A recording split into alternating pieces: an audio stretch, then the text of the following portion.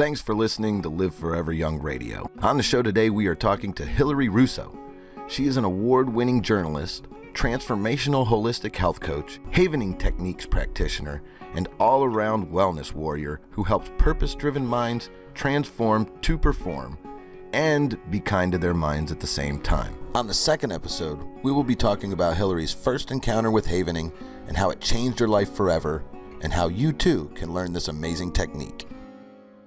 I used to not do that. I used to just have, let's talk about your health concerns and if you want to sign up for a Havening session. But I want to give people a taste of what it's like to actually experience it by working with me, because you leave differently.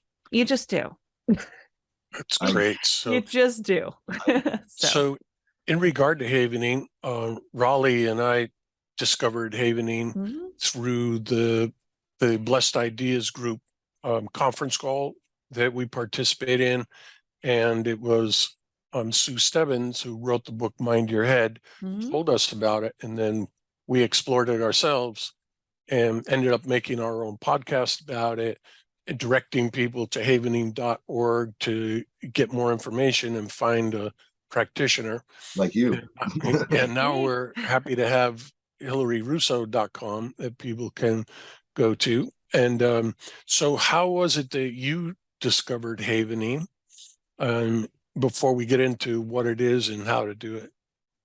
My story into Havening, like many things in my life, was a falling into. I love looking at things that way. When you release, surrender, and let go, things just happen. I was already an integrative nutrition health coach working in holistic health, and I had been invited to a 50th birthday party by a girlfriend in New York City, and a mutual friend was also invited, who happened to be the COO of Havening, Feliciana. And we had been chatting a little bit at the event, but it's always like, that conversation you have when you first meet people. Oh, what do you do? Oh, what do you do? And you start talking and like exchanging information. And I told her what I did. And I mentioned that I'm a holistic health coach and health and wellness journalist.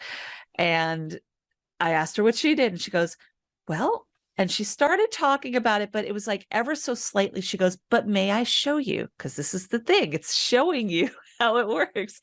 She goes, may I just touch your shoulders? And I was like, of course. Like, she was already had that like warm feeling. She created a trusting environment, which is very much in alignment with what I believe, trust and connection. And she just started doing the Havening touch on my shoulders down to my elbows. And she goes, so this is what Havening is this. And then she just explained it.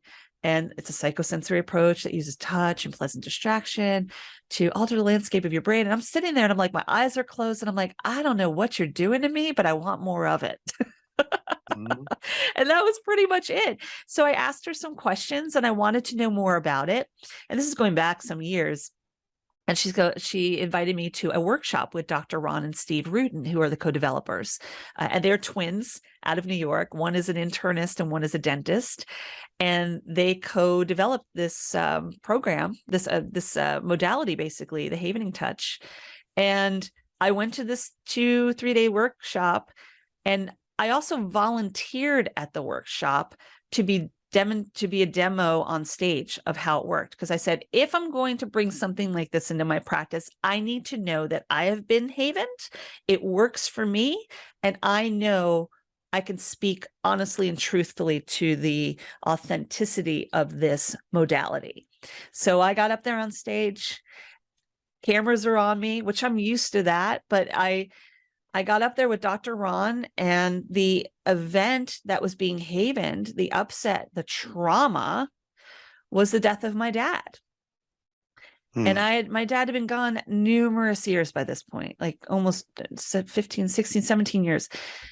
And it was always very difficult for me to deal with the death of my dad. I grew up with a father who was sick my whole life. So I've always been very connected to health and wellness because I want to live better, right? And that Havening experience with Dr. Ron changed my life. Simple. It caused me to look at it differently. It caused me to change the narrative. I no longer have the same outcome reaction that I used to with the passing of my dad.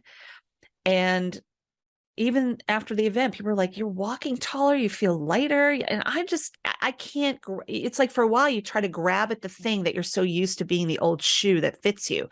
This was my trauma. This was my trauma. That day changed everything for me. And without even saying, I said, how do I sign up? I want to get certified.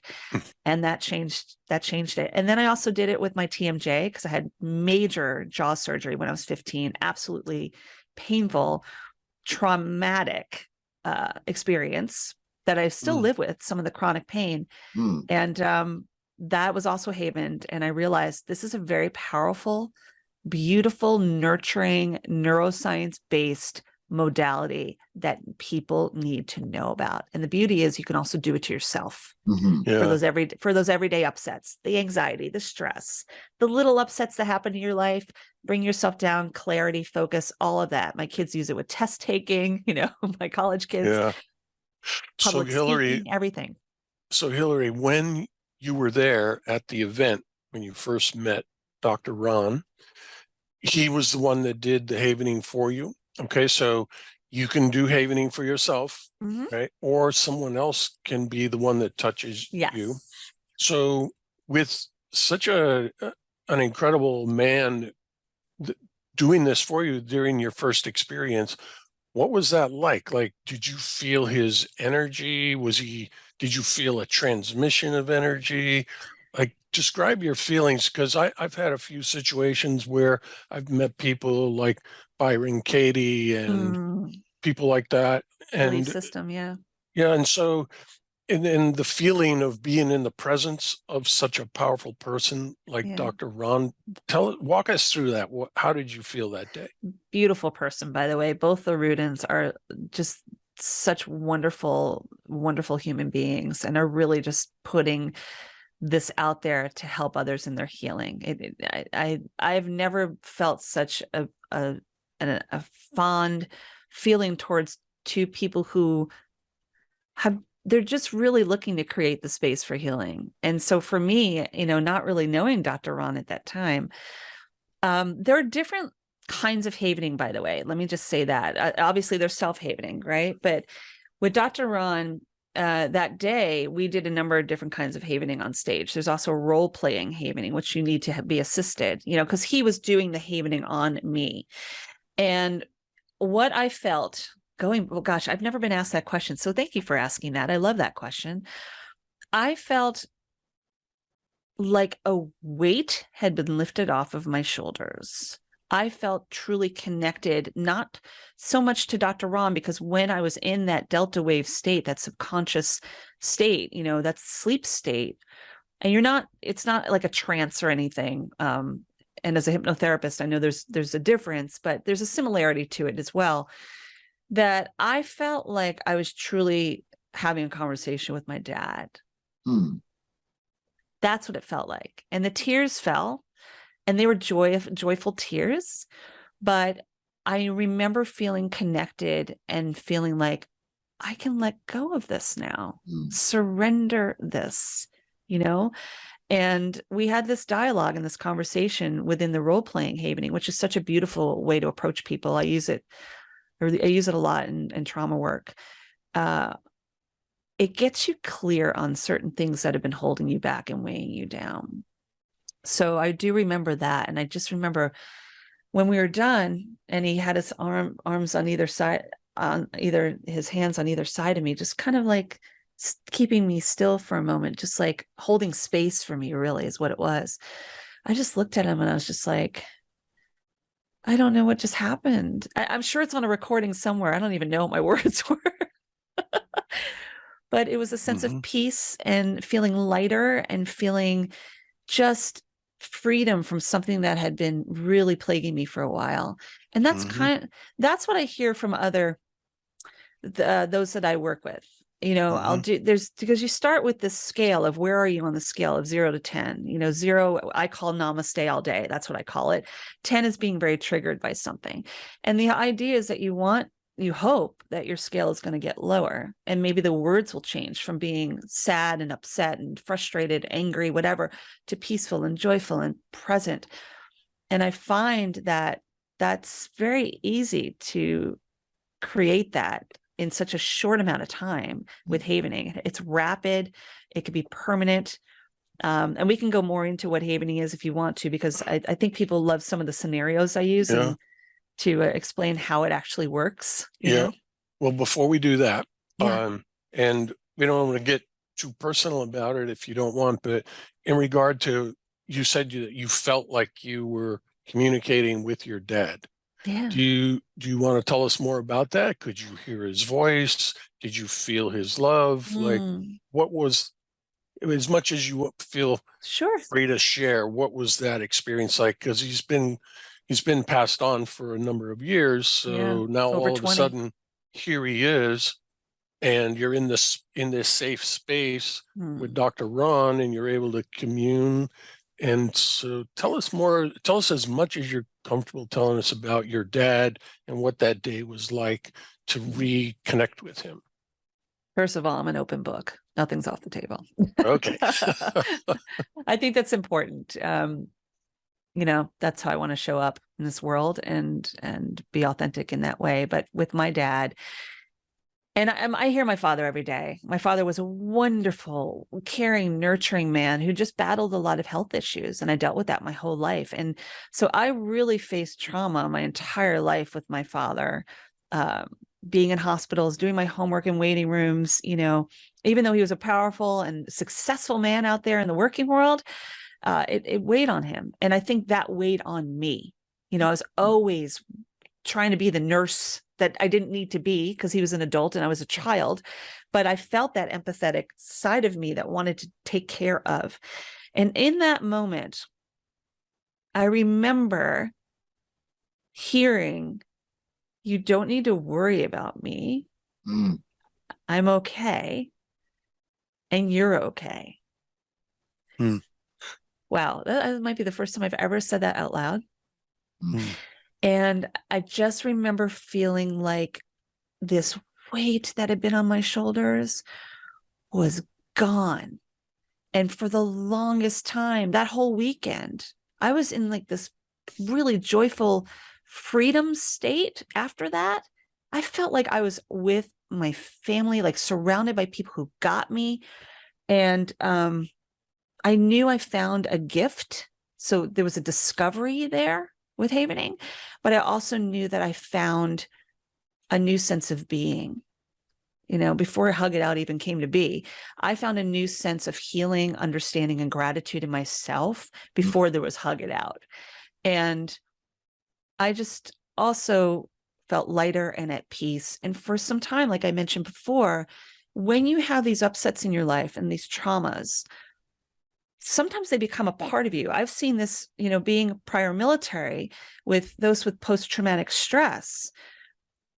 A lot of times it's hard to let go of those things that become such a part of our lives and who we are, that without them, we're a little scared, right? Because it's such a part of, it's like an old shoe.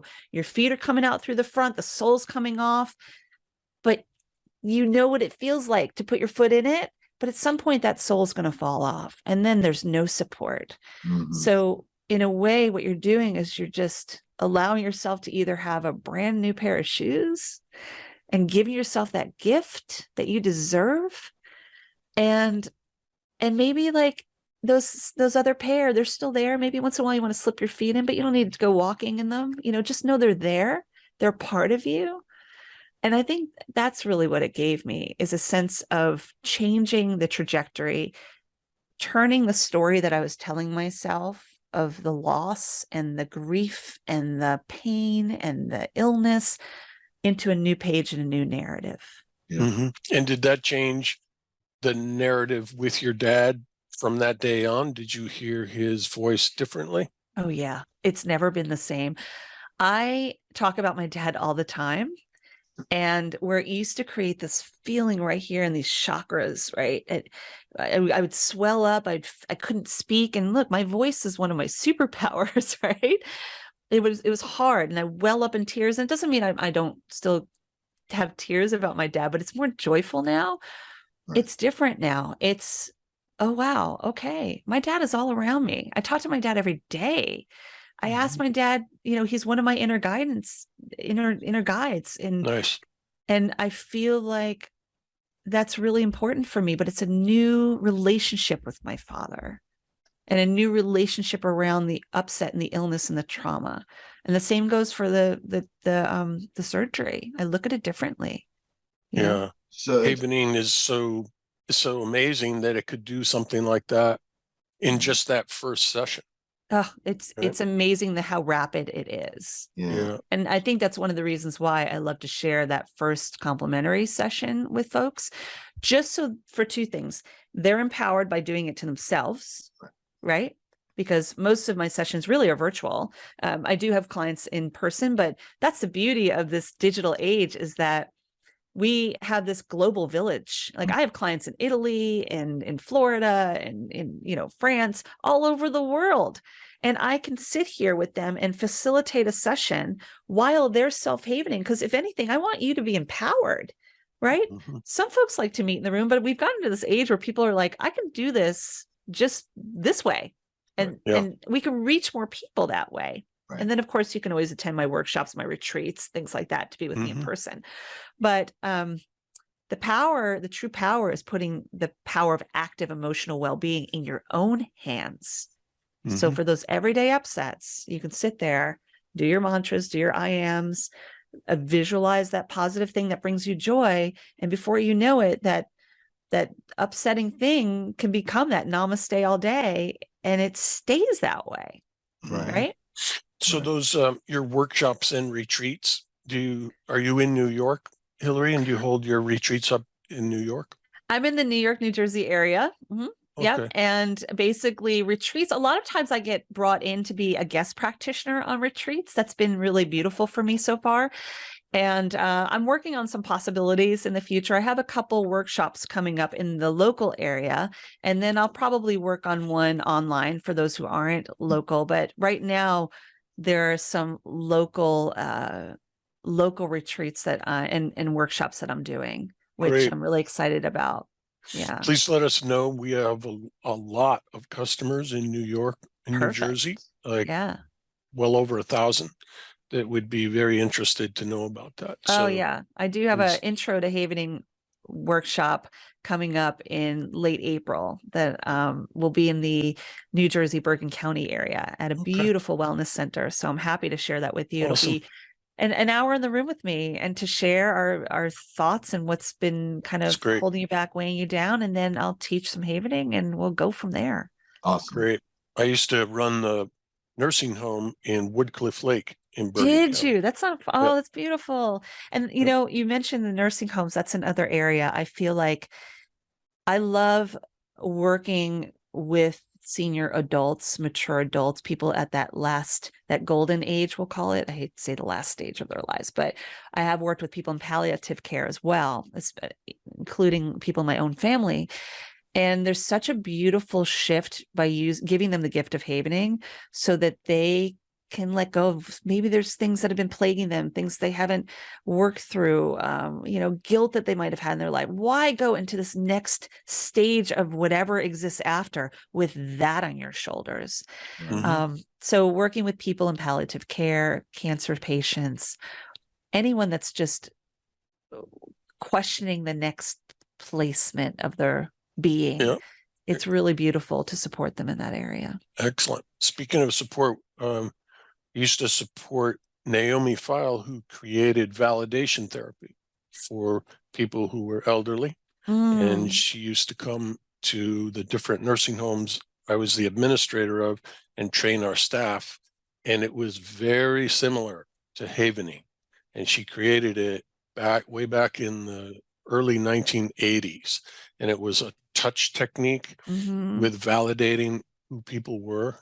And it's amazing that now, all these years later, you have a formal touch protocol. Yeah. It's very, very similar. The book she wrote was called The Validation Breakthrough.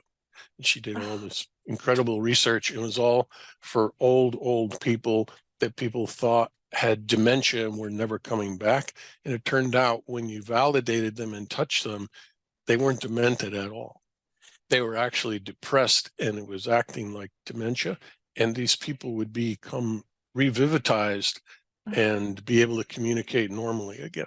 And we're seeing So, more of that. We're seeing yeah. more. You see a lot of videos out there where people just need to be heard. Yes. You know, that is a group of people, a generation that we think they're old, the story doesn't matter. Give people space and time to share. I love listening to older people share their life stories.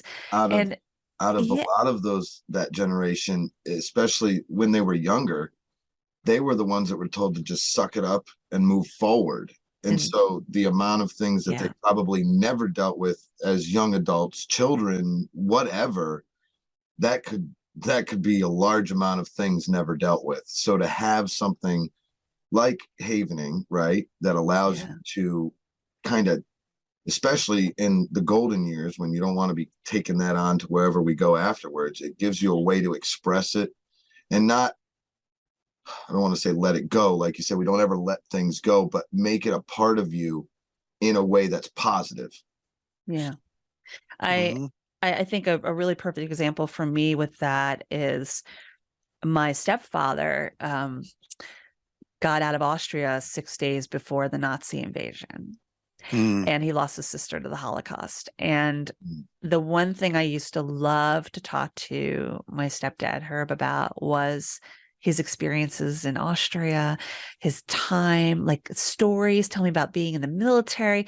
And his face would light up talking about that and baseball. So like when he was in the last stage of his life, he's been gone since June of last year, his face still lit up as somebody who suffered from Alzheimer's and dementia. And I would just take his hand and just kind of do a simple kind of havening. And the thing with havening is that it's the touch and a positive thought or distraction. So there was such a connection, and there's a connection with Alzheimer's and working in havening. There is, I think, with everything. And just seeing the level of joy that it brought to his face, and his eyes would come back. Even it wasn't like full out. It was just a gentle touch, and just tell me about that time you went to such and such, and awesome. There's no place it's not good. Yeah. So Hilary, tell us about your journey in havening. So you went and saw Dr. Ron at this 3-day workshop. Yes. And you decided you wanted to become certified right at that workshop, I assume. Yeah. I mean, I don't think I even left the building. It was the end of day 2. It was a 2-day workshop. And I remember going up to Feliciana saying, where do I sign up? Who's going to be my mentor? That's great. And I just dove right into it. And at the time I was still getting certified in something else. So I was like doubling down, but I was so excited to actually partake in this because I knew this is it. And I wasn't looking for something. That's the thing. Like I said, it's a falling into.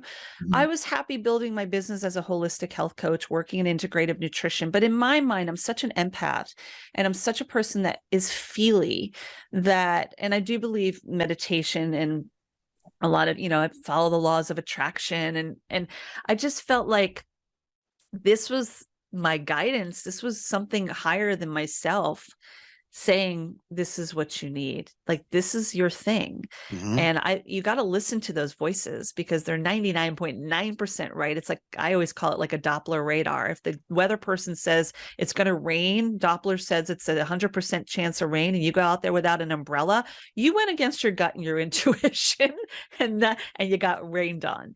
So I make an effort to really listen to that voice. And I wasn't even out of that building before I was like, this is it. I was in tears knowing, because I slept well that night, so well. I remember my room like it was yesterday, and I just felt such at peace. And that's what you get from this work, is peace and calm. We call it CPR for the amygdala, right? Because Amy, as we call her, Amy loves to be in that fight or flight mode, right? Saber-toothed tiger's coming at you.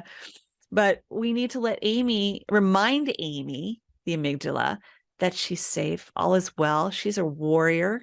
She's that little girl that you pick up when she falls down and skins her knee, but she's also the warrior that's like, I can do this. right? So it's a Yeah. reminder to self and letting her know and just giving her a little CPR and reminding her that you're going to be okay. You just need some tools, and I'm here for you. You know, Good. we've talked about the amygdala and the a heart-brain connection a lot and stuff like that. And me and Bob were talking about, and I don't know if we've ever been exposed to it being called Amy.